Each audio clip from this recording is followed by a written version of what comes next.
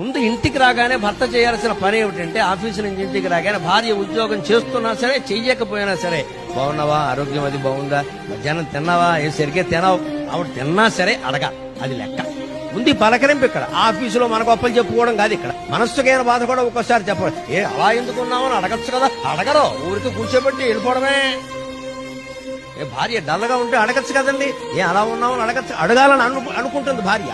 కొడుకు అడగాలని అనుకోదు, తండ్రి అడగాలని అనుకోదు, తల్లి అడగాలని అనుకోదు, భర్త అడగాలని అనుకుంటుంది. భార్య దుఃఖాన్ని గమనించి భర్త అడగాలి.